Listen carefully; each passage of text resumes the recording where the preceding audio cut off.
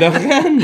Hey, j'aime ça qu'on commence ça sur cet éclat de rire extraordinaire. On a deux sourires qui Voilà. en disent long sur nos souvenirs du conservatoire. Ouais, et quel plaisir, d'abord, de te rencontrer aujourd'hui, mais aussi de savoir que tu as accepté d'être sur le cercle d'honneur du conservatoire, parce que là, je vais dire ça, puis sens-toi vraiment très, très honoré. Tu es notre doyenne du cercle d'honneur. Donc, ça veut dire que tu as vraiment une expertise assez particulière, c'est-à-dire que c'était quand même il y a quelques années, le On conservatoire. peut dire 50 ans. 50 ans plus Oui. tard, qu'est-ce qui reste du conservatoire? Tout.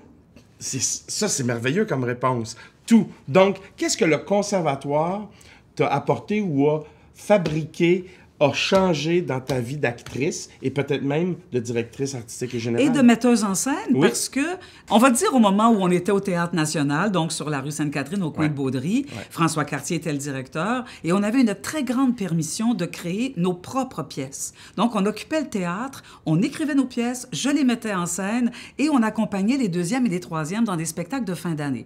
Ce qui fait que pendant que j'avais la formation art dramatique, je pouvais faire de la régie, je pouvais faire de l'éclairage, je pouvais faire des décors. Ça, c'est anciennement, ça se passait comme ça. Mais à mon avis, c'est là où j'ai eu ma formation de metteur en scène. C'est nulle part ailleurs, parce que j'ai appris tous les métiers de la scène qui gravitent autour du jeu de l'acteur.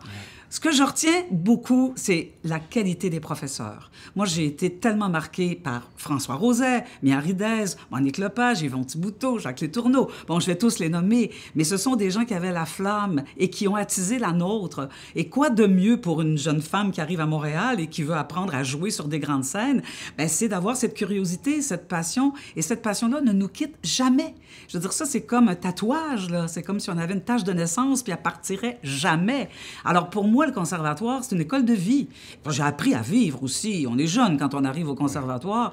Donc, la vie autour, tu la connais pas. Expérience amoureuse, expérience de théâtre, rencontre avec d'autres acteurs, avec d'autres comédiennes, d'autres écoles de pensée, des gens d'une autre génération. Alors, c'est tout ça qui m'a influencée et qui fait que je n'ai pas fini de grandir encore, et c'est grâce au conservatoire.